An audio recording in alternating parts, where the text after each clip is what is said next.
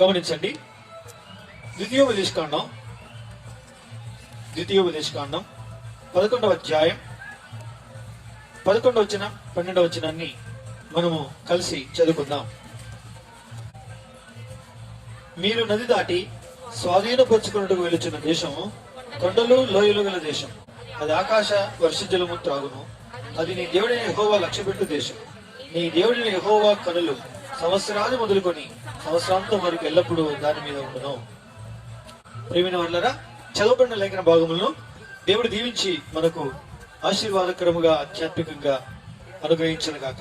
పిల్లరా, ఇది ఇశ్రాయేలీలకు అనగా మరి అబ్రహాం, ఇస్సాకు, యాకోబుల సంతతి వారైన వారికి అనుగ్రహించినటువంటి వాగ్దానం.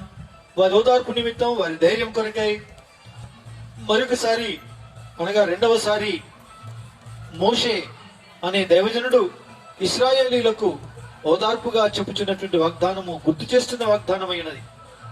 అయితే ఈ దినం దేవదేవుడు తన పరిశుద్ధాత్మ ద్వారా మనకు ఏమని జ్ఞాపకం చేస్తున్నాడు అంటే, నా ప్రియమైనటువంటి వాళ్ళరా, నిజముగా ఆ దేశం ఏదో కాదు, ఆ ప్రదేశం ఏదో కాదు, కానీ ఈ 2021 సంవత్సరమే ఒక దేశముగా మనం భావించినట్లయితే ఆ దేశాన్ని గురించి ఆయన అంటే ఈ సంవత్సరాన్ని గురించి ఆయన తెలియజేసేటువంటి మాటలుగా మనం సరిపోల్చుకోవలసిన వారమైనా.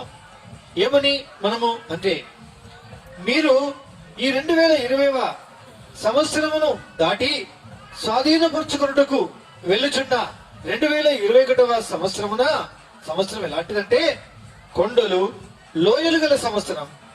అది ఆకాశ వర్షజలం ఇచ్చినటువంటిది, త్రాగి ఇచ్చినటువంటిది. అది నీ దేవుడైన యెహోవా లక్ష్యపెట్టు సంవత్సరం. నీ దేవుడైన యెహోవా కనులు ఆ సంవత్సరం మొదలు అంతం వరకు దాని మీద అనగా నీ మీద ఉండును అని నేను చదివాను ఇక్కడ. ప్రియమైన వాళ్ళరా, ఎందుకంటే మనం ఇంకే దేశం వెళ్ళాం, ఈ దేశం తప్ప. ఇంకే ఊరు వెళ్ళాం, మన ఊరు తప్ప. ఇంకా ఏ ఇల్లు మారం, మన ఇల్లు తప్ప. అయితే ఇక మారితే వెళితే ఇక మన ప్రియ ప్రభువు ఇవ్వబోయేటువంటి ఆదేశమే, ఆయన సిద్ధపరచుచున్నటువంటి ఆయన పట్టణములోని ఇల్లే, ఆయన సిద్ధము చేయుచున్న నివాసమే పిల్లరా మనకు నివాసమైనది. కాబట్టి నా ప్రియమైనటువంటి వాళ్ళరా, ఇంకా వేరే క్రొత్తదేం కాదు. అందుకోసమని మనము ఈ యొక్క సంవత్సరాన్ని మనము దేవుడు మనకు అనుగ్రహించిన ఒక అద్భుతమైనటువంటి వరముగా ఈ సంవత్సరాన్ని మనం తీసుకున్న వారం అయితే ఆయన వాగ్దానం ఈ విధంగా చెబుతోంది. ఏమని చెబుతూ ఉంది అంటే, మీరు స్వాధీనపరచుకొనబోవు అనగా మీరు ప్రవేశించినటువంటి ఈ యొక్క సంవత్సరం ఏమి సంవత్సరం అనుకుంటున్నారు? కొండలు లోయలు గల సంవత్సరం. అంటే దాని అర్థం ఏంటండి? కొండలు లోయలు గల సంవత్సరము అని అంటే, నా ప్రియమైనటువంటి వాళ్ళరా, కొండలు లోయలు అంటే ఏమిటో దైవ వాక్యానుసారంగా మనము మరి కొన్ని విషయాల్ని మనం చూస్తాం. కొండ అంటే కొండ కాదు, మరి దేశం అంటే దేశం కాదు ఈ సంవత్సరం అన్నప్పుడు కొండ ఎట్లవుతుంది? కొండ కాదు. లోయ అంటే లోయ కాదు, లోయ ఎట్లవుతుంది? లోయ కాదు. సరే, మరి ఏమైనది? అవును, సంవత్సరం అన్నప్పుడు అంటే దేశం అంటే దేశం కాదు, సంవత్సరం అన్నప్పుడు పిల్లల కొండ కాదు, కొండ ఎట్లవుతుంది? అందుకే దేశాన్ని సంవత్సరంగా పోల్చుకున్నప్పుడు కొండ ఏమి చూపిస్తుంది అని అంటే పిల్లరా, కొండ జీవితాన్ని చూపిస్తుంది. కొండ జీవితం ఏం చూపిస్తుంది అని మన పితరులను అడిగితే వారు ఏం చెప్తారండి? మోషే దగ్గరికి వెళ్ళామనుకోండి, అయ్యా దైవజనుడా మోషే, కొండ అంటే ఏంటయ్యా అంటే, అయ్యో కొండ అంటే మీకు తెలీదా? మీరు అర్థం చేసుకోండి అని అంటాడు.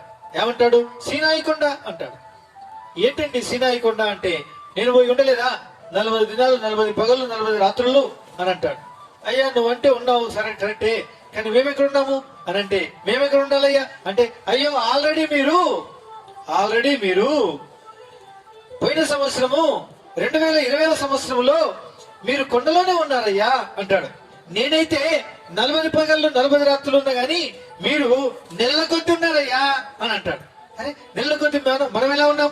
అవును, ఎన్నడూ చదివిన బైబిల్ చదివారు, ఎన్నడూ చేయనోళ్ళు ప్రార్థన చేశారు, ఎన్నడూ ఉన్న ఉపవాసం ఉన్నారు, ఎన్నడూ కళ్ళగని వాళ్ళు దేవుని గురించి కళ్ళగన్నారు, దర్శనాలు పొందినారు.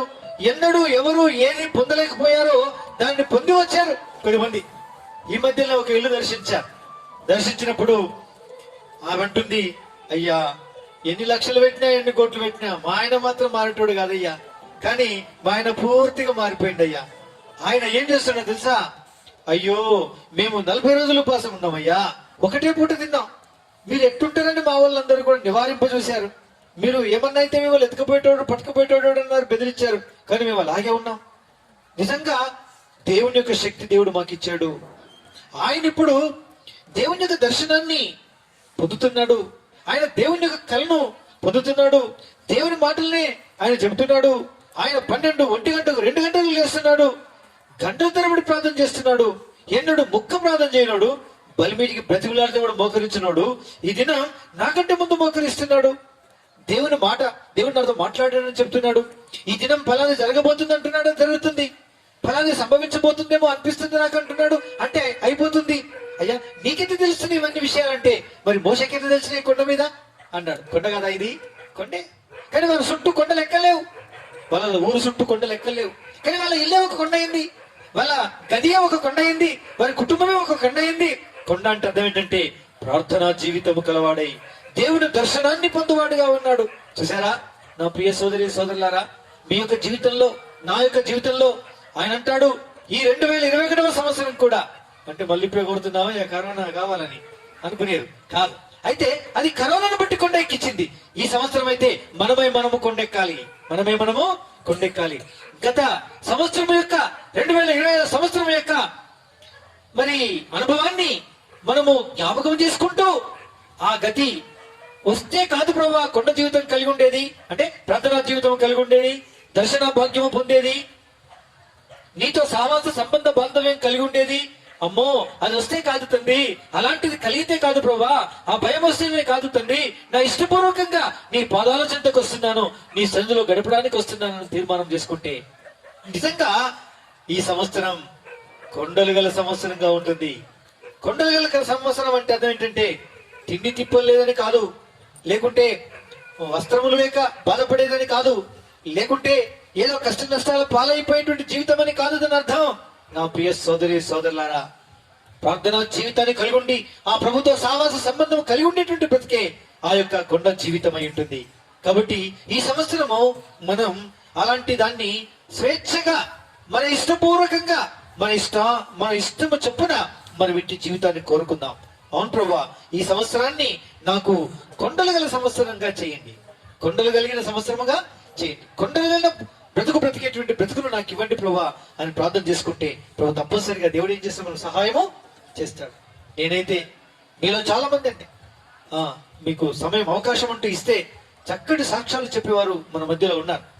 అనుభవించినారు ప్రభుని, ప్రార్థనలో అనుభవించారు, కరోనా అనుమతించబడిన కారణాన్ని అనుభవించినారు, దేవుని యొక్క ప్రత్యక్షతను చూశారు, దేవుని తాకుదలను చూశారు, దేవుడు ముట్టడం చూశారు, దేవుడు స్వస్థపరచడం చూశారు, దేవుడు మాట్లాడుతుంటే చూశారు, దేవుని స్వరూపమును చూశారు, దేవుని వస్త్రమును చూశారు, దేవుని యొక్క వర్చస్సును చూశారు, దేవుని యొక్క మహాద్భుతమైనటువంటి కార్యం వారి జీవితాలు జరిగించడం చూడగలిగినారు. కొద్దిమంది మరణం యొక్క అంచుల్లోకి వెళ్ళి ప్రభువు చేత మరలా వెనక్కి రావడం అనేటువంటిది జరిగింది వారి జీవితాల్లో. చాలా మంది ఉన్నారు ఇక్కడ, నేను ఒక్కటి కాదండి. నా ప్రియ సోదరి సోదరులారా, ఎంత ధన్యకరమైన సంవత్సరం కదా. లోకస్తులకు ఎంతో భయముతో కూడింది, వారితో పాటు మనము భయపడిన సంవత్సరమే. కానీ పిల్లరా, ఒక విచిత్రమైనటువంటి సంవత్సరంగా మనము చూడగలం ఈ సంవత్సరం 2020 సంవత్సరం. అందుకు మించిపోవాలి ఇది 2021వ సంవత్సరం. ఎందుకంటే నా ప్రియమైనటువంటి వాళ్ళరా, కొండ జీవితాన్ని కలవారం కావాలి, కొండెక్కేటువంటి జీవితాన్ని కలవారం కావాలి. కొండ జీవితాన్ని గురించి చాలా సార్లు మనం ధ్యానిస్తూ వచ్చినాం. మళ్ళీ ఇప్పుడు లేఖనాల ప్రకారం చూడటం లేదు. మనం మోషే అన్నాడు, నువ్వు కొండ ఎక్కి రావాలన్నాడు, సీనాయి పర్వత శిఖరాగ్రానికి రావాలన్నాడు, ఇంకొంచెం పైకి రమ్మన్నాడు, ఇంకొంచెం పైకి వెళ్ళిపోయాడు. పిల్లరా, ఆ తర్వాత దేవుడు తనతో మాట్లాడడం ప్రారంభించి 40 పగల్లో 40 రాత్రులు గడిచిపోయిందండి. ఆ యొక్క అద్భుతమైనటువంటి ఆశీర్వాదకరమైనటువంటి కొండ యొక్క జీవితాన్ని మోషే కలిగి ఉండి ఏం చేశాడు? దేవుడిచ్చిన ధర్మశాస్త్రాన్ని తీసుకున్నాడు, 2 తన చేతితో వ్రాసిన చేవ్రాత రాతి పలకల్ని తీసుకున్నాడు, ఆయన ఉపదేశించిన ఉపదేశాన్ని విన్నాడు. అంతేకాదు పిల్లారా, దేవుడు ఏ ప్రత్యక్ష గుడారం యొక్క నమూనాను చూపించాడో దాన్ని చూసినట్టే దిగి వచ్చి తాను మరలా అట్టి ప్రత్యక్ష గుడారం నిర్మించగలిగాడు. ఈ రీతిగా తాను దేవునితో సావాస సంబంధం కలిగినటువంటి వాడై ధర్మశాస్త్రాన్ని తీసుకొచ్చాడు. దేవుని ఆలయం యొక్క నమూనాను పైనుంచి కిందికి తీసుకుని వచ్చాడు. పిల్లారా, ఎంత అద్భుతం, ఎంత ఆశ్చర్యం కదండి. కాబట్టి పిల్లారా, అది ఆశీర్వాదం కాదా? అది కొండ యొక్క ఆశీర్వాదం కాదా? అది అద్భుతమైన ఆనందకరమైన విషయం కాదా? ఆ వెలుగులోనే ఈ దినం ఆనందిస్తున్నాం. ఈ దినం ఈ బైబిల్ గ్రంథం మన చేతిలో ఉందంటే ఆ మోషే 45 రాత్రులు 40 పగళ్ళు ఆ దేవునితో గడిపిన పుణ్యమా అంటూ ఈ దినం ఈ ధర్మశాస్త్ర గ్రంథం మన చేతిలోకి వచ్చింది. ఎంతో మంది భక్తులు వారి కొండ జీవితాన్ని అనుభవించి ఆయన దర్శనాన్ని పొంది ఆయన చెప్పింది చేసి ఆయన రాయమన్నది రాసి ఆ వాటిని తీసుకుని వచ్చినాయి ఇందులో సమకూర్చిన కారణాన ఈ దినం ఈ బైబిల్ గ్రంథం మన చేతిలో ఉంది. మనం దీవించబడ్డ వాళ్ళం కాదా? మనం ఆశీర్వదింపబడ్డ వాళ్ళం కాదా? అవును పిల్లరా, అందుకోసమని ఈ ఆశీర్వాదం మనతో అయిపోవద్దు. మన ద్వారా కొనసాగాలి కానీ ఆగిపోకూడదు, సాగిపోవాలి కానీ ఆగిపోకూడదు. అంటే మనం కూడా దైవ దర్శనాన్ని పొందాలి, మనం కూడా దైవ స్వరాన్ని వినాలి, మనం కూడా దేవుని సహవాస సంబంధ బంధవ్యాన్ని పొందాలి. దేవుడు తెలియజేసిన సంగతులు మనం విని మనం మళ్ళీ దిగివచ్చి వెళ్ళి ఇంకా అనేకులకి ఆ సంగతుల్ని ప్రబోధించవలసిన వారు. ఏమని? దేవుడు నిన్ను ప్రేమించిన వాడు చెప్పిన మాట ఏమిటో తెలుసా? నిన్ను ప్రేమించి నీకు చెప్పమన్న మాట ఏమిటో తెలుసా అనుకుంటూ చెప్పాలి. దేవుడు ప్రేమించి నీ దగ్గర పంపించాడు. ఆ ప్రేమ కలిగిన దేవుడు నాతో గత రాత్రి మాట్లాడి నీతో మాట్లాడమని పంపించాడు, ఫలాన్ని నీకు ఇవ్వమని పంపించాడు, ఫలానా మాట చెప్పమని పంపించాడు, ఫలానా సందర్భంలో నీవు ఉన్నావని చూపించాడు. అవునా అని అడిగే వారంగా ఉండాలి. అలా అనేకులకి ఆదరణను, అనేకులకు దేవుని యొక్క వర్తమానాన్ని పొంది దాన్ని తీసుకుని వచ్చి తన అక్కరగల ప్రజలకి మనం పంచిపెట్టేటువంటి వారం కావాలి పిల్లారా. ఇది కొండ జీవితం అంటే, కొండ సంవత్సరం అంటే అది. కాబట్టి ఈ బ్రతుకు మనం బ్రతకగలిగితే ఎంత ధన్యులమండి, ఎంత భాగ్యవంతులమండి. కాబట్టి నా ప్రియులారా, గత 2020 సంవత్సరంలో చాలా మంది కొండ యొక్క ఆశీర్వాదాలు పొందిన వారు ఇక్కడ ఉన్నారు. నా ప్రియులారా, నేను కొన్ని విషయాలు చెప్పేసి ఇంకా ముందుకు వెళ్తాను. కాబట్టి ఈ యొక్క కరోనా యొక్క కాలం అంతట్లో కూడా దాదాపుగా మరి రాత్రి అనక పగలనక ప్రభు యొక్క సన్నిధానంలో పిల్లరా గడపడం అనేటువంటి ఆధిక్యతను దేవుడు ఇచ్చును. నా కళ్ళారా, నా హృదయమారా నేను అనుభవిస్తూ వచ్చాను. నా పిల్లరా 12, 1 గంట 2 గంటలకి పిల్లరా మెలకువ, స్పష్టమైన మెలకువ, ప్రార్థన ఆత్మతో కూడినటువంటి మెలకువ కలిగినప్పుడు ఆయన సన్నిధానంలో ప్రవేశించి ఆయన సన్నిధానంలో కూర్చుండి ప్రార్థన చేసిన దినములు, మోకరించి ప్రార్థన చేసిన దినములు, కొన్ని దినములు నడుస్తూ ఆయనతో సావాసం సంభాషణ చేస్తూ ప్రార్థించిన దినములు, రాత్రులకు రాత్రులు ఉండమని నేను చెప్పగలను. ఆ సందర్భంలోనే దేవుడు తాను ఇచ్చిన వాగ్దానమును ఈ సంవత్సరం ఇచ్చిన అంటే 2020 సంవత్సరంలో దేవుడు ఒక వాగ్దానం ఇచ్చాడు. ఏమని వాగ్దానం ఇచ్చాడు? ఇదిగో నీ ఎదురైన తలుపులు తీసి ఉంచి ఉన్నాను, అందులో నువ్వు ప్రవేశించు, అవెవ్వడు వేయనేరుడు అని చెప్పాడు. అన్నట్టే ఆయన 2020 సంవత్సరంలో మరి ఆ మహానగరములో దేవుడు అద్భుతంగా ద్వారాలు ప్రభు తెరిచాడు. దేవుని వాక్యమును చెప్పే కృప ఇచ్చాడు. అనేకుల దగ్గరికి వెళ్లి వాళ్ళని పరామర్శించి దర్శించేటువంటి భాగ్యమును ప్రభు ఇచ్చాడు. అంతేకాదు దేవుడు తనిచ్చిన వాగ్దానము ఎప్పుడు నెరవేర్చుకుంటాడని, ఆయన సంకల్పించిన ప్రజలు ఎక్కడున్నారని యోచిస్తున్నప్పుడు, ఆ రీతిగా మరి మనవి చేస్తున్నప్పుడు లేక ప్రార్థన చేస్తున్నప్పుడు, ప్రభు దగ్గర గంటల తరబడి ప్రభుత్వంలో గడుపుతున్నప్పుడు ప్రభు కొంచెం వేచియుండు, నేను తెలియజేస్తాను, బయలుపరుస్తాను అని అంటున్నట్టు అనిపించింది. అన్నటువంటి దేవుడు అక్టోబర్ 4వ తారీఖు ఉదయకాలం ఒక ఫోన్ వచ్చింది. ఆ ఫోను ఎక్కడి నుంచి వచ్చిందంటే సికింద్రాబాద్ ప్రాంతంలో ఉండేటువంటి ఒక ప్రదేశంలో నుంచి వచ్చింది. ఇక్కడ ఈ ప్రాంతానికి మీరు వస్తూ మీరు పరిచయం చేస్తున్నారంట కదా, అయితే ఇక్కడ మీ సంఘానికి మేము కూడా వచ్చి పాలు పొందాలని ఇష్టపడుతున్నాం, మీరేమంటారు అని అడిగారు. అయ్యా, అక్కడైతే వస్తూ పోతున్నాను కానీ ఆదివారపు ఆరాధన అక్కర్లేదు, ఇంకొంచెం దూరంలో ఉంటుంది, అది మీకు కష్టం రావడం అని చెప్పారు. సరే, ఎవరు ఏంటి ఏం సంగతి, నేను వచ్చి మాట్లాడతాను మీతో అని అన్నప్పుడు ఓకే అన్నప్పుడు వాళ్ళకి సమయం ఇవ్వడం జరిగింది. తెల్లవారి అక్టోబర్ 5వ తారీఖున వారి దగ్గరికి వెళ్లి విషయాలు కనుక్కోవడం జరిగింది. వారు ఎవరో కాదు, 2015వ సంవత్సరంలో మనం ఎవరైతే రెహబోతులో ఉన్నప్పుడు దాడి చేశారో పిల్లరా, దాడి చేసిన వారిలో వాళ్ళు కొద్దిమంది ఉన్నారు. ఆ ప్రాంతం సంఘంలో ఉండేటువంటి వారు కొద్దిమంది. అయితే ఆ దినం వచ్చి చూసినప్పుడు మాకెంతో బాధ కలిగింది. అయ్యయ్యో, మీటింగ్లను తీసుకొచ్చారు, ఇక్కడ చూస్తేనేమో మీరు కనిపించలేదు కానీ మరి అక్కగారిని మాత్రం పైనుంచి కిందికి తీసుకుని వచ్చి ఆమె మందిరంలో బంధించి సెల్ ఫోన్ తీసి నేలకేసి కొట్టినప్పుడు మా గుండె పల్లినంత పని అయింది. ఆ దృశ్యం చూడడం ఇష్టం లేక ఇంకా బయటకు వచ్చాం, మళ్ళీ లోపలికి రాలేదన్నా. అయితే చాలా బాధ కలిగింది. అప్పటి నుంచి ప్రార్థన చేస్తూనే ఉన్నాం మేము, ఇన్ని సంవత్సరాలు అయిపోయింది. అయితే అదే రకంగా మేము ఇక్కడ సమీపంలో ఉండేటువంటి ఏ సంఘానికి ఎదుగుతున్నామో ఆ సంఘం మీద అదే సంభవించింది. అక్కడ ఉండే సేవకుడు కూడా అలాగే వెలగొట్టడం జరిగింది. ఆ సేవకుడేమో బయటకు వచ్చాడు. ఆయన ఇప్పుడు మేము వచ్చేసినాము. వచ్చేసి ఆయనతో ఉంటే మీలాగా నిలదొక్కుకోలే, కానీ నేను మళ్ళీ వెళ్ళిపోతాను, మీ దిక్కున్న చోటుకి వెళ్ళమని చెప్పేసరికి మాకు దిక్కు తోచలేదు. మీరే జ్ఞాపకం వచ్చారు. అయితే మీరు ఈ ప్రాంతంలోకి వస్తున్నారని మాకు వినబడింది. అందుకోసము మీకు ఫోన్ చేయడం జరిగింది, ఫోన్ నెంబర్ తీసుకొని. కాబట్టి ఏమంటారు చెప్పండి అని అడిగారు. ఏం పర్వాలేదండి, ఇప్పుడు మీకు కొత్తగా రాలేదు. నేను 2 సంవత్సరాల నుంచి నేను ఈ యొక్క మహానగరానికి హైదరాబాద్కు వస్తూ పోతూనే ఉన్నాను, పరిచయం చేస్తూనే ఉన్నాను. ఈ ప్రాంతంలో కూడా పలానా దగ్గరికి వచ్చి అక్కడ అప్పుడప్పుడు మీటింగ్ పెట్టి వెళ్తున్నాను. కాబట్టి నేను ప్రభు చిత్తమైతే ఆరాధన ఆరంభించాలని అనుకుంటున్నాను. కాబట్టి అది ఎప్పుడు అంటే మరి సెకండ్ సాటర్డే సెకండ్ ఫ్రైడే అంటూ వస్తే దాంట్లో ఉపవాస ప్రార్థన చేసి ఆ సెకండ్ ఆదివారం ఆరంభిద్దాం అనుకున్నాను. అదేదో ఇప్పుడే వస్తూ ఉంది. 9, 10వ తారీఖు దేవుని చిత్తమైతే 2 తారీఖులో ఉపవాస ప్రార్థన చేసి 11వ తారీఖున బలాలను ప్రారంభించబోతున్నానని చెప్పాను. పిల్లరా ఆరంభించాం. దేవుని కృపను బట్టి మొట్టమొదటిసారి పిల్లల వారందరూ కలిసి ఒక 55-60 మంది ఆరాధనకు కూడి వచ్చారు. ప్రతి వారం ఆ విధంగా రావడం, వచ్చిన వారు మళ్ళా అంటే కొత్తగా రావడంతో ఆ స్థలం ప్రస్తుతం కూడుకునే స్థలం సరిపోయినదిగా ఉంది. నా ప్రియమైనటువంటి వాళ్ళరా, దేవుడు తాను ఇచ్చినటువంటి వాగ్దానం, తన సన్నిధానంలో చేసినటువంటి ప్రార్థనలు దేవుడు ఆలకించి పరిశుద్ధులు దేవుని యొక్క సంఘం చేసినటువంటి ప్రార్థన ఇటు తెలంగాణ ఈ ప్రాంతంలో మరి ఈ యొక్క ప్యారడైజ్ హోమ్ నందు కూడుకుంటున్నటువంటి సంఘం ఏదైతే ఉంటుందో, ఈ సంఘానికి సంబంధించి అనుబంధ సంఘాలు ఏవైతే ప్రార్థన చేస్తున్నాయో, అదేవిధంగా పిఠాపురం గొల్లప్రల ప్రాంతంలో సంఘములు సంఘస్థులుగా చేస్తున్న ప్రార్థనలు, పరిశుద్ధులు చేస్తున్న ప్రార్థనలు, ఆయన అనాదికాల సంకల్పం, ఆయన ఇచ్చిన వాగ్దానం మేరకు పిల్లరా ఈ సంవత్సరంలోనే 2020 సంవత్సరంలోనే అక్టోబర్ మాసంలో 2 స్థలాల్లో కూడా దేవుని యొక్క కృపను బట్టి మరి బల్ల ఆరాధన ఆరంభము చేయటం అనేటువంటిది జరిగింది మహానగరంలో. నా ప్రియమైనటువంటి వాళ్ళరా, అది కొనసాగుతుంది దేవుని యొక్క కృపను బట్టి పిల్లరా.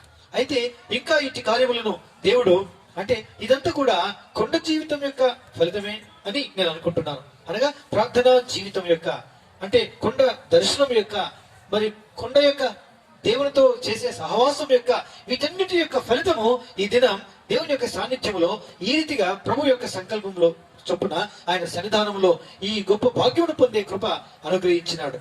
నా ప్రియ సోదరి సోదరులారా, అవును ప్రభు అంటున్నాడు, ఈ యొక్క మీరు 2020 సంవత్సరం నుంచి దాటి 21వ సంవత్సరంలో ప్రవేశింపబోతున్నటువంటి ఆ సంవత్సరం కొండలు గల సంవత్సరం అయినది అంటాడు. కొండలు గల సంవత్సరం.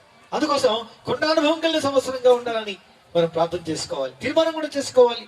ప్రభా, నేను కొండానుభవం గల జీవితం జీవించాలి అంటే ప్రార్థనా జీవితాన్ని జీవించాలి, నీతో సహవాస సంబంధం గల జీవితం జీవించాలి, నీ దర్శనాన్ని పొందేటువంటి జీవితాన్ని జీవించాలి, నీతో సహవాస సంబంధ బంధువికల జీవితం జీవించి నీ వాగ్దానములను పొంది వాటి నిమిత్తం నీ సంధానంలో పోరాడి వాటిని గెలిచేటువంటి కొండ జీవితాన్ని కలిగిన వ్యక్తినిగా చేయతండి అని ప్రార్థన చేసుకుంటే మనకు ఆశీర్వాదం. ఇంతకంటే గొప్ప ధన్యత భాగ్యం ఈ భూలోకంలో ఏముందండి? కాబట్టి నా జీవితంలో కరోనాను ఎప్పుడు కూడా మర్చిపోలేను.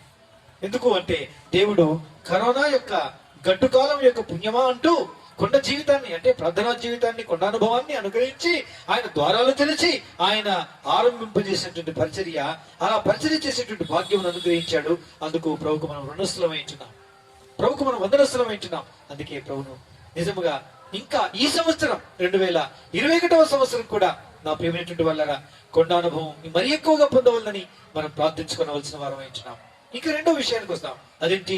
లోయలు గల దేశం. ఏం దేశం అంటే? లోయలు గల దేశం, లోయలు గల సంవత్సరం. అంటే లోయలు అని అంటే పిల్లరా ఏం చూపిస్తుంది? అవును, లోయలు చాలా ఉన్నాయండి. లోయలు ఎన్ని ఉన్నాయి? ఎన్నో లోయలు దైవ గ్రంథంలో ఉంటా చూడగలం. 2 లోయలు చూద్దాం.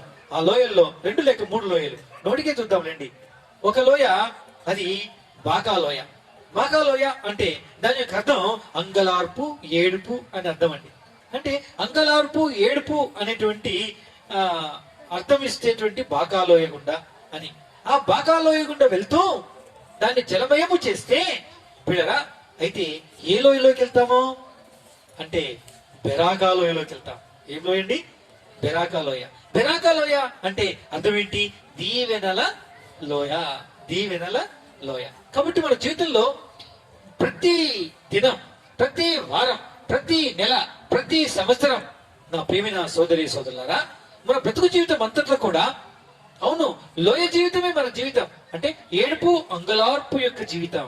కష్టము నష్టాలతో, కొరతలు ఇరుకులతో, ఇబ్బందులతో, నానా రకాల అనారోగ్య పరిస్థితుల చేత వెళ్ళవలసినటువంటి, దుఃఖం వెళ్ళదీయాల్సినటువంటి, కన్నీరు కాల్చాల్సినటువంటి దినములు, నెలలు, వాటన్నిటి యొక్క నింపుదల సంవత్సరం పిల్లలు, అదంతా లోయ. అయితే ఈ దుఃఖము నిట్టూర్పుల యొక్క లోయ పిల్లల ఏం చేస్తుంది? ఈ లోయ ఎక్కడికి నడిపిస్తుంది అంటే బెరాకా లోయలోకి నడిపిస్తుంది. ఎక్కడ నడిపిస్తుంది? బెరాకా లోయలోకి. బెరాకా లోయ అనగా అర్థం ఏంటండి? ఆశీర్వాదకరపు లోయ, దీవెనల యొక్క లోయ పిల్లరా. అందుకోసం ఏ మనుషుని యొక్క జీవితంలో కూడా బాకాలోయ లేనిది, అంటే అంగలార్పు ఏడుపు లోయ లేనిది, దీవెనల యొక్క బెరాకా లోయ ఉండదు. ఈ రెంటికి మధ్యన ఒక లోయ ఉందండి. ఆ లోయ ఏంటంటే చూడండి, సంఖ్యాకాండం 13వ అధ్యాయం 23వ వచనం చదవగలరు. వారు ఎష్కోలు లోయలోనికి వచ్చి అక్కడ ఒక గెలగల ద్రాక్ష చెట్టు యొక్క కొమ్మను కోసి దండెతో ఇద్దరు మోసిరి. మరియు వారు కొన్ని దానిమ్మ పండ్లను, కొన్ని అంజూరపు పండ్లను తెచ్చిరి. ఇశ్రాయేలీయులు అక్కడ కోసిన ద్రాక్ష గెలను బట్టి ఆ స్థలంలో ఎష్కోలు లోయ అని పేరు పెట్టబడెను. ఇది ఒక లోయ అండి. దీని పేరేం పేరండి? ఎష్కోలు లోయ. ఎష్కోలు లోయ గమనించండి. సంక్షిప్తంగా, క్షుణ్ణంగా, మరి వివరణాత్మకంగా, విపులీకరంగా వెళ్ళాం. కానీ మనం ఎరిగినటువంటి ఆయా సందర్భాల్లో వింటున్నటువంటి విషయాలు కాబట్టి సూచనాప్రాయంగా చూస్తూ ముందుకు వెళ్తాం. ఇప్పుడు బాకాలోయ చూసాం, ఏడుపు అంగలార్పని. బెరాకాలోయ చూసాం, దీవెనలు లేక మరి ఆశీర్వాదపు లోయ అని చూసాం. సరే, మంచిది. ఈ రెండు లోయలకు మధ్యన ఇంకొక లోయ అనుభవాన్ని కలిగిన వారమై ఉండాలి. అదేమిటంటే ఎష్కోలు లోయ అనుభవం. ఎష్కోలు యొక్క లోయ అనుభవం. ఎష్కోలు యొక్క లోయ అనుభవం ఎందుకు కలిగి ఉండాలి అని అంటే, ప్రియమైనటువంటి వాళ్ళరా, ఇక్కడ పొందబోయేటువంటి పాలు తెరులు ప్రవహించేటువంటి దేశమును స్వాధీనపరచుకునే దానికంటే ముందు వేగు చూడడానికి మోషే యెహోషువ, కాలేబులతో సహా ఇంకొక 10 మంది, అంటే ఒక్కొక్క గోత్రానికి ఒక్కొక్క నాయకునిగా పిలిచి ఒక 12 మందిని ఏం చేశారంటే వేగుల వారినిగా పంపించాడు. పంపించినప్పుడు వీరు ఎక్కడికి వెళ్ళారు కరెక్ట్ గా అంటే ఎష్కోలు లోయ దగ్గరికి వెళ్ళారు. ఆడవాళ్ళు తీసుకురండి అని చెప్పాడు ఆయన మోషే. అందుకే ఆ దేశం ఎలాంటిదో, ఆ ప్రదేశం ఎలాంటిదో అది చూసి అక్కడ చూసినట్టు మీరు ఆడవాళ్ళు తీసుకురండి అని అంటే వీరేం చేశారు? ఈ యొక్క 13వ అధ్యాయంలోని 21వ వచనంలో వాళ్ళు ఏం చేశారంటే, 23వ వచనం ఏం చేశారంటే, ఎష్కోలు లోయలోనికి వచ్చి అక్కడ ఒక గెలగల ద్రాక్ష చెట్టు యొక్క కొమ్మ కోసి దండెతో ఇద్దరు మోసిరి. చూసారా? మొదటిది ఏమిటంట? ఇది ఒక్కటి చాలండి. ఎష్కోలు లోయ నుంచి 3 ఆనవాళ్ళు తీసుకొస్తున్నారు. ఒకటి ద్రాక్ష గెల, ఒకటేమో అంజూరపు పండ్లు, దానిమ్మ పండ్లు, మూడవది అంజూరపు పండ్లు. ఈ మూడింటిని తీసుకొచ్చేటప్పుడు మొట్టమొదలు దాని ఆనవాళ్ళు తీసుకొస్తున్న విశేషం ఏమిటంటే, ఒకరు ముందు ఒకరు వెనుక, మధ్యలో ఆ ద్రాక్ష గెల, చెప్పండి, ద్రాక్ష గెల దండెకు కట్టి దండెతో మోసుకుంటూ వస్తున్నారంట. చూసారా? అంటే ఒక పొడవాటి కర్ర ఒక దాన్ని తీసుకున్నారు, ఆ ద్రాక్ష గెలను దానికి తొడిగించారు, దానికి చెక్కినారు, దానికి కట్టినారు. ముందు ఒకరు వెనక ఒకరు, ఇద్దరు కలిసి ఒక్క ద్రాక్ష గెలను కొమ్మను మోసుకొస్తూ ఉన్నారండి. దీనికి ఇది ఆనవాలు. అయ్యా, మనం స్వతంత్రించుకోబోయేటువంటి దేశం ఎలాంటి దేశమో తెలుసా అని నిరూపణగా చూపించడానికి తీసుకుని వస్తున్నారు. గమనించండి పిల్లరా, ఈ ఇద్దరెవరు? ఈ ద్రాక్ష గెల ఏంటి? నా పిల్లరా, ఈ ఇద్దరెవరు? ఈ ద్రాక్ష గెల ఏంటి? నా ప్రియమైనటువంటి వాళ్ళరా, ఇగో ఇదే ఒక అద్భుతమైన ఆశీర్వాదకరమైన అనుభవం పిల్లరా. ఎష్కోలు లోయలోనికి వెళ్ళి వీరు ఆనవాళ్ళు తీసుకుని వస్తున్నారు. ఈ ఆనవాళ్ళు తీసుకుని రావడానికి ఈ ద్రాక్ష గెలను కోసి ఆ కొమ్మకు కొమ్మనే ఆ యొక్క దండెకు కట్టి ఒక మనుషుడు ముందు ఒక మనుషుడు వెనకాల ఇద్దరు కలిసి భుజం మీద మోసుకొస్తున్నారంటే ఆ గెల ఎంత పెద్దదో చూడండి, ఎంత విశేషమైనదో చూడండి, ఎంత ఆశ్చర్యకరమైనదో చూడండి, ఎంత బలమైనదో చూడండి, ఎంత చెప్పుకున్నదైనదో చూడండి. అవును పిల్లరా, కాబట్టి ఆ ఇద్దరు మనుషులు ఇప్పుడు లేరు. ఆ ద్రాక్ష గెల ఇప్పుడు చూద్దామంటే లేదు. మరి ఇప్పుడు ఏంటి ఇది రాసి పెట్టాడు? దీని అర్థం ఏంటి? అవును, వాళ్ళిద్దరు లేరు కాబట్టి ఇంకో ఇద్దరిని పెడదాం. ఆ ద్రాక్ష గెల లేదు కాబట్టి ఆ ద్రాక్ష గెలకి ఇంకొకరు పెడదాం. ఎవరు వీళ్ళు? ఎవరు వీరు? ప్రియమైనటువంటి వాళ్ళరా, గమనించండి, ఈ ఇద్దరు మనుషులు ఎవరిని మనం చూస్తున్నామంటే, ఒకటి పాత నిబంధన, ఒకటి కొత్త నిబంధన. ఈ పాత నిబంధనకు ఈ కొత్త నిబంధనకు మధ్యవర్తి, మధ్యలో ఉన్నవారు ఎవరు అంటే మోసుకొని రాబడుతున్నటువంటి ద్రాక్ష గెల. అంటే ఈ ద్రాక్ష గెల ఎవరు? ఈ ద్రాక్ష గెల సాక్షాత్తు యేసు క్రీస్తు ప్రభువారు పిల్లరా. కాబట్టి పిల్లరా, ఆదికాండం 3వ అధ్యాయంలోనే దేవుని యొక్క వాక్యము ప్రవచించింది. ఏమని ప్రవచించింది? పాత నిబంధన గ్రంథంలోని ఆదికాండంలోని 3వ అధ్యాయం, స్త్రీ దాని సంతానమును నీవు మడవి మీద కొట్టెదవు, మడవి మీద కొట్టెదవు, ఆ స్త్రీ సంతానం నిన్ను తల మీద కొట్టును అని దేవుని యొక్క వాక్యం చెప్పింది. అంటే అదేమిటంటే అలనాడే దేవుని యొక్క వాక్యం ప్రవచించింది. అదేమిటంటే స్త్రీ అనబడే సంతానం అంటే స్త్రీ సంతానం అంటే పురుషుని కలయిక లేకుండా పుట్టినవాడు అని అర్థం అండి. స్త్రీ యొక్క సంతానం అంటే పురుషుడు లేకుండా కలిగిన వాడు నిన్ను తల మీద కొడతాడు అని అలనాడే చెప్పాడు. నువ్వేమో మడవి మీద కొడతావు సాతానా, అంటే పాము, ఓ పాము నీవు మడవి మీద కొడతావు, అయితే స్త్రీ యొక్క సంతానం నిన్ను తల మీద కొడుతుంది పో అని చెప్పాడు. నా ప్రియమైనటువంటి వాళ్ళరా, అవును అలాగనే అలనాడు అనేటటువంటి మాటలు క్రీస్తు యేసు ప్రభు వారి యొక్క జన్మలో సార్థకమైనవి, అంటే నెరవేర్పైనవి. ఆయన పుట్టి పెరిగి ఆయనను శోధించడానికి అపవాది అనబడేటువంటి సైతాను ఆయన్ను శోధించి తనను ఏదో పడగొట్టడానికి ప్రయత్నం చేసింది. మడిమంటే కాలుకు వెనుక భాగమును మడిమంట. కాబట్టి మనుషుడు ఆ మడిమకి ఏమన్నా అయిందంటే మాత్రం మనుషుడు తప్పనిసరి కొలవడవలసిందే, ఇంకా మారు మాటే లేదు. ఎందుకంటే సమస్త బరువును పోసేది మడమే. కాబట్టి కరెక్ట్ గా నడక దగ్గర, యేసుక్రీస్తు ప్రభువు నడక దగ్గర మత్తయి సువార్త 4వ అధ్యాయంలో కొట్టాడు, అంటే శోధించాడు. నువ్వు ఒకసారి దుక్కు అన్నాడు, నేను ఎక్కిచ్చాడు, ఇదంతా నీకు ఇస్తాను అన్నాడు, ఈ రాళ్లను రొట్టెగా మార్చుకో అని అన్నాడు. ఇలాగా శోధిస్తే ఆయన మాత్రం ఏం చేశాడు? దేవుని వాక్యము చేత అపవాది సాతానా నీ ప్రభువును శోధించొద్దు, ఏం మాట్లాడుతున్నావు అన్నాడు. అన్నట్టే కల్వరి సిలువలో యేసు క్రీస్తు ప్రభువారు చనిపోయినట్టే చనిపోయి మరణం యొక్క బలం కలవాడైన అపవాది దగ్గరే దిగి వెళ్ళి అక్కడ అతని తలను చితగా నరికి వారి చేతిలో ఉన్న చెరను చెరగా తీసుకుని ఆయన పరమునకు ఎక్కి వెళ్ళాడు. పిల్లారా, ఈ రీతి గొప్ప కార్యాన్ని యేసు క్రీస్తు ప్రభువారు చేశారు. ఇవన్నీ కూడా ఆదికాండమును ఆ 3వ అధ్యాయంలో ఆరంభించబడినటువంటి ఆ వచనం నుంచి మొదలుకుంటే ప్రియమైన వాళ్ళరా, మలాకి వరకు కూడా చెప్పబడిన అన్ని ప్రవచనాలు యేసుక్రీస్తు ప్రభువారిని మోసుకొస్తూ వచ్చాయి. అంటే మీకు రక్షకుడు పుడతాడు, మీ పాపములు క్షమించబడతాయి, కన్యక కుమారుని కంటుంది, అతనికి ఇమ్మానుయేలు పేరు పెట్టబడుతుంది, ఈయనే లోకరక్షకుడు, ఈయనే పాపుల విమోచకుడు అని ఆ గ్రంథం చెబుతూ వచ్చింది. పిల్లరా, ఆ గ్రంథం చెబుతూ వచ్చింది. ఇక అద్భుతంగా ఈ కొత్త నిబంధన అనే ముందు పురుషుడు ఏం చేశాడు? పిల్లరా, ఆయనను గుర్చినటువంటి సంగతుల్ని నెరవేరుస్తూ వచ్చాడు. ఏమన్నాడు? ఈయన కంటే ముందే ఒక దూత ముందొచ్చాడు, ఆయన బాప్తిసం ఇచ్చే ఏమన్నాడు? నా వెనుక వచ్చేవాడు నాకంటే గొప్పవాడు, అతని చెప్పుల వారు ఇప్పుడు కూడా యోగ్యుడు కాదు, ఆయన త్రోవను సరళం చేసేవాడినే నేను అని ముందొకడు మోస్తున్నాడు. వెనుకొకడు మోసుకొచ్చాడు. ఎవరు మోసుకొచ్చారు? పాత నిబంధన మోసుకొచ్చింది. పిల్లరా, ముందు ఒకటి మోసుకుపోతూ ఉంది, ఇప్పుడు ఇంకా మోస్తూనే ఉంది కొత్త నిబంధన. ఏమంటుంది? ఆ యేసుక్రీస్తు ప్రభువు వారు వస్తాడు, కడబూర శబ్దం వినబడుతుంది, ఆయన వచ్చినప్పుడు సిద్ధంగా ఉన్న వారిని మేఘాల మీద తీసుకుని వెళ్తాడు. ఇంకా మోస్తూనే ఉంది యేసుక్రీస్తు ప్రభువు వారిని. ఇది కొత్త నిబంధన. ముందున్నటువంటి నిబంధన పాత నిబంధన అనగా ఒక మనుషుడు ఒక భుజం మీద మోస్తున్నాడు, ఆయన కొత్త నిబంధన పాత నిబంధన. ఇంకొక మనుషుడు భుజం మీద మోస్తున్నాడు, ఆయన కొత్త నిబంధన. ఈ ఇద్దరు కలిసి పిల్లల ద్రాక్షాగెలలు మోసుకుపోతున్నాయి.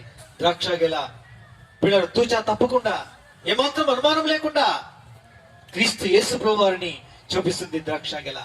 నా ప్రియమైనటువంటి వాళ్ళరా, అందుకే ఈ యొక్క పాత కొత్త నిబంధనల మధ్యవర్తిత్వము చేసిన క్రీస్తు యేసు ప్రభు వారు కల్వరి శిలువలో తన ప్రాణాన్ని పణంగా పెట్టాడు. మనకు బదులుగా చనిపోయి సమాధి చేయబడి ఆయన తిరిగి లేచాడు. ఆయన జన్మతో కాలమును రెండుగా విభజించాడు. క్రీస్తుకు పూర్వం కీర్తు శకం అనే కాలమును రెండుగా చీల్చినాడు. దేవాలయంలోని తెర పైనుంచి కిందికి చినిగింది, కాలం రెండుగా చీల్చబడింది. ఈ రీతిగా క్రీస్తు యేసు ప్రభు వారి యొక్క జన్మతో కాలం అనేటువంటిది పిల్లగా రెండుగా విభాగించబడింది. నా ప్రియమైనటువంటి వాళ్ళరా, అందుకే పాత క్రొత్త కాలాల మధ్యన యేసు క్రీస్తు ప్రభు వారు కల్వరి సిలువలో తన ప్రాణం పణంగా పెట్టాడు. నువ్వు నమ్మినా నువ్వు నమ్మకపోయినా, నీవు ఒప్పుకున్నా నీవు ఒప్పుకోకపోయినా, యేసుక్రీస్తు ప్రభువారి కల్వరి సిలువ తన ప్రాణం పణంగా పెట్టి మనకు బదులుగా చనిపోయి సమాధి చేయబడి మరలా ఇలా తిరిగి లేచాడు యేసుక్రీస్తు ప్రభువారు. నా ప్రియ సోదరి సోదరుడా, ఈయన ఎవరనుకుంటున్నారు? అందుకే యెషయా గ్రంథంలో ఒక మనుషుడున్నాడు. యెషయా గ్రంథంలో ఒక మనుషుడు కనిపిస్తున్నాడు. ఏమని కనిపిస్తున్నాడు? ఎలా కనిపిస్తున్నాడు? ఏ విధంగా కనిపిస్తున్నాడు?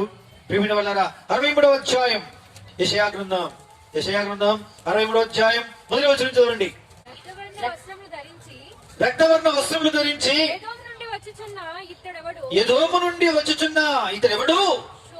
శోభిత వస్త్రము ధరించిన వాడై గంభీరముగా నడుచుచు వస్త్రా నుండి బలాత్సీముతో వచ్చుచున్న ఇతడెవడు? నీతిని బట్టి మాట్లాడుచున్న నేనే, రక్షించుటకు బలాఢ్యుడనైన నేనే. నీ వస్త్రం ఎర్రగా ఉన్నదేమి? నీ బట్టలు ద్రాక్ష కానుకను త్రొక్కుచుండు అని బట్టవలి ఉన్నవేమి? ఒంటరిగా ద్రాక్ష కానుకను త్రొక్కి తిని జనములలో నాతో కూడా ఎవడు ఉండలేదు. కోపగించుకొని వారిని త్రొక్కి తిని అనగద్రొక్కి తిని చిందినది. చాలు. ఈ విధంగా మనం చదువుకుంటూ వెళ్తే, రక్తవర్ణ వస్త్రము ధరించిన ఏదో నుండి వచ్చుచున్న ఇతడెవడు? శోభిత వస్త్రము ధరించిన వాడే గంభీరముగా నడుచుచు బొస్రా నుండి బలాత్సముతో వచ్చుచున్న ఇతడెవడు? నీతిని బట్టి మాట్లాడుచున్న నేనే, రక్షించుడు బలాఢ్యుడును నేనే. నీ వస్త్రము ఎర్రగా ఉన్నదేమి? నీ బట్టలు ద్రాక్ష కానుకను త్రొక్కుచుండు అని బట్టలు ఉన్నవేమి అంటే, ఒంటరిగా నేను ద్రాక్ష కానుకను త్రొక్కి తిని. చాలు. ఎవరు నాకు సహాయము చేయలేదు, ఎవరు నా శిలువను మోయలేదు, ఎవరు నా శ్రమను అనుభవించలేదు, ఎవరు నాతో పాటు రక్తమును కాచలేదు. నేనే నా సొంతగా ప్రజలందరి పాపములన్నింటినీ కూడా నా సొంత శరీరములో వహించినాను. అరకాలు మొదలుకొని నడినెత్తి వరకు మనుషులందరూ చేసిన పాపాల కొరకు నేను చీల్చబడ్డాను, కొరకబడ్డాను, కొరడాతో కొట్టబడ్డాను. ఈపు భూమిని దున్నినట్టు దున్నబడింది. ఈ రీతిగా రక్తం ముద్దగా మారాను. ఆ రక్తం అనగా ప్రజలందరి పాపములకు వచ్చు ఆ యొక్క ఫలితమనే ఆ భయంకరమైన శిక్ష నేను ఒక్కరినే ఒంటరిగా భరించాను. నా రక్తమంతటి చిందించాను. ఆ రక్తమే నా వస్తువులన్నిటి మీద చెందింది. ఇదే ఈ ప్రజలందరి కొరకు కార్చినటువంటి రక్తం అని క్రీస్తు యేసు ప్రభువు వారు చెప్పారు. ఏ పాత నిబంధన గ్రంథం భుజమిన మీద మోసి రక్షకుడు లోకానికి పుట్టనయ్యున్నాడని చెబుతూ వచ్చిందో, ఏ కొత్త నిబంధన గ్రంథం క్రీస్తు యేసు ప్రభువు వారి యొక్క రాకడను గురించి, ఆయన పుట్టుకను గురించి, ఆయన నెరవేర్చబోయే కార్యాన్ని గురించి ఎలా నెరవేరుస్తూ వచ్చి ఆయన రాకడ గురించి ఇప్పటికి ప్రవచిస్తుందో, ఈ ఇద్దరు మనుషులు, ఈ రెండు నిబంధనలు ప్రియులారా, ఈ నిబంధన గ్రంథాల మధ్యన యేసు క్రీస్తు ప్రభువారు కల్వరి శిలువలో తాను చనిపోయి సమాధి చేయబడి మరలా తిరిగి లేచాడు. ఇలా సత్య సమాధి తిరిగి లేచిన వారు భూప్రపంచంలో ఎవరు కూడా లేరు. ఈ ఇద్దరు మనుషులు మోసిన ఈ మధ్యలోని ఈ ద్రాక్ష గెల కాలాన్ని రెండుగా చీల్చింది. ప్రజలందరి పాపములను మోసింది, ప్రజలందరి పాపములను భరించింది. కులమని, మతమని, దేశమని ఏ భేదము లేకుండా ప్రపంచం మీద ఉండే అన్ని మతాల వారి కొరకై, అన్ని జాతుల వారి కొరకై, అన్ని వర్ణాల వారి కొరకై, అన్ని దేశాల వారి కొరకై ఆ యేసు క్రీస్తు ప్రభువారు రక్తం మన కొరకు కార్చాడు. ఆయన చనిపోయి సమాధి చేయబడ్డాడు. మళ్ళీ యేసు క్రీస్తు ప్రభువారు తిరిగి లేచినారు. పిల్లారా, ఈ సత్యం ఎవరు గుర్తిస్తారో వారి పాపములు క్షమించబడి వారి జీవితంలో మార్పు కలుగుతుంది. వారు నీతిమంతులుగా తీర్చబడతారు. వారు పాపము పరిహారం చేయబడి వారు నిజముగా దేవుని బిడ్డలుగా మార్చబడతారు. అలాంటి వారు ప్రేమైనటువంటి వాళ్ళరా తప్పనిసరిగా ఎక్కడికి వెళ్తారంటే, దేవుడు నిర్ణయం చేసినటువంటి ఆయన స్థలం సిద్ధపరచ వెళ్ళాడే, ఆ వెళ్ళిన సిద్ధపరచుచున్నటువంటి స్థలమును పరలోకములో చేర్చబడడానికి వెళ్ళడానికి హక్కుదారులు అవుతారు, అర్హులు అవుతారు. పిల్లల అయితే ఆయన విశ్వాసం ఉంచాలి. కాబట్టి ఈ లోయ ఎష్కోలు లోయ. కాబట్టి ఈ యొక్క లోయకు అనగా బెరాకా లోయకు, తర్వాత బాకా లోయకు మధ్యలో ఏమనుభవించాలి, ఏ లోయ గుండా వెళ్ళాలంటే పిల్లరా ఈ యొక్క ఎష్కోలు యొక్క లోయ గుండా వెళ్ళాలి. కాబట్టి ఎవరైతే ఈ ఎష్కోల్ లోయ దేన్ని చూపిస్తుంటే రక్షణానుభవపు లోయ అని చూపిస్తుంది. క్రీస్తు యేసు ప్రభు వారి రక్తము చేత కడగబడి పవిత్రపరచబడేటువంటి రక్షణ పొందేటువంటి లోయగా చూపిస్తుంది. కాబట్టి దుఃఖము నిట్టూర్పుకు మరో పేరైనటువంటి బాకాలోయలో గుండా వెళ్ళి ఎష్కోలని క్రీస్తు యేసు ప్రభు వారి యొక్క రక్షణానుభవంలో గుండా వెళ్ళి పిల్లరా ఆ యొక్క బెరాకా అనేటువంటి ఆశీర్వాదకరపు లోయ అనేటువంటి ఆ పరలోకమునకు చేరవలసిన వారమైనా. కాబట్టి ఈ సంవత్సరం పిల్లరా లోయ యొక్క ఆశీర్వాదమును మనం పొందువారమై ఉంటున్నాం. ఏమనుంది? ద్వితీయోపదేశకాండం 11వ అధ్యాయంలో 11వ వచనంలో ఏం రాయబడిందని చూసాం మనం. గమనించండి. కొండ లోయలు గల, లోయలు అని రాబడి, లోయ గల అలా అనలే, లోయలు. కాబట్టి బాకాలోయ, ఎష్కోల్ లోయ, బెరాకా లోయ, లోయల గుండా వెళ్తాం నా ప్రియమైనటువంటి వాళ్ళరా. అందుకే లోయలలో ఏ లోయలో కూడా నిన్ను వదిలిపెట్టాడు. బాకాలోయనా అనగా ఏడుపు, దుఃఖం, కన్నీరు కార్చే లోయనా వదిలిపెట్టాడు. ఎష్కోల్ లోయనా నిన్ను రక్షించి, నీ కన్నీరు తుడిచి, నిన్ను ఆదరించి, నిన్ను ధైర్యపరిచి, నిన్ను బెరాకా లోయలోనికి, ఆశీర్వాదం అనే దీవెన లోయలోనికి ఆయన పరమందుకు నడిపించేటట్టు వాడై ఉన్నాడు. కాబట్టి నిన్ను ఈ సంవత్సరం ఒంటరిగా మాత్రం కూడా వదిలిపెట్టాడని అర్థం. కాబట్టి కొండలు గల సంవత్సరం, భయపడొద్దు. కొండలు గల దేశం, కొండలు గల సంవత్సరం ఈ సంవత్సరం, భయపడొద్దు. రెండవది లోయలు గల దేశం అన లోయలు గల సంవత్సరం, లోయలు గల సంవత్సరం అనగా ఏడుపు, కన్నీరు, దుఃఖం అనేటువంటి లోయ, రక్షణ అనే ఎష్కోలు లోయ, బెరాకా అనే ఆశీర్వాదకరపు లోయ, ఆ 3 లోయలు కలిగినటువంటి లోయల అనుభవాల గుండా తీసుకుని వెళ్ళి నిన్ను నీకు తోడైనటువంటి దేవుడు, కొండ మీద దర్శనమిచ్చి నిన్ను జ్ఞాపకం చేసుకునే దేవుడు, లోయలో నీకు తోడుండి, అన్నిటిలో నీకు తోడుండి ఆయన గట్టెక్కించేటువంటి దేవుడు అయినాడు. కాబట్టి నా ప్రియమైన వాళ్ళారా, ఆయన యొక్క వాక్యం రాయబడింది, కొండలు లోయలు గల దేశం, కొండలు లోయలు గల దేశం. కాబట్టి ఈ దేశము ఈ సంవత్సరము అట్టి దేశముతో పోల్చబడింది. కాబట్టి ఈ అనుభవాలు గల దేశముగా, ఈ అనుభవాలు గల సంవత్సరముగా ఈ సంవత్సరం ఉండనైనది. అందుకని మనం సిద్ధపడి మనం అందుకు ప్రతిష్ఠించుకుని వారమై ఉండాలి. ప్రభా, నన్ను కొండల అనుభవం గుండా తీసుకుని వెళ్ళు, నన్ను లోయల యొక్క అనుభవం గుండా తీసుకుని వెళ్ళు, నాకు తోడైండే దేవుడు. కొండ మీద అయినా తోడైంటావు, లోయలో అయినా తోడైంటావు అనగా బాకా లోయలో ఉంటావు, ఎష్కోల్ లోయలో ఉంటావు, బెరాకా లోయలో ఉంటావు. తండ్రి నీకు స్తోత్రం. కాబట్టి నన్ను జ్ఞాపకం చేసుకుని నన్ను ఈ ప్రకారంగా సిద్ధపరచు అని ప్రతిష్ఠించుకుంటే ఈ సంవత్సరాన్ని ఆ రీతిగా నీకు దీవెనకరంగా ఆయన చేస్తాను. కాబట్టి నా ప్రియమైనటువంటి వాళ్ళరా, ఇట్టి వాక్యమును దేవుడు దీవించి ఆశీర్వదించినట్లు మనం ప్రార్థన చేసుకుందాం.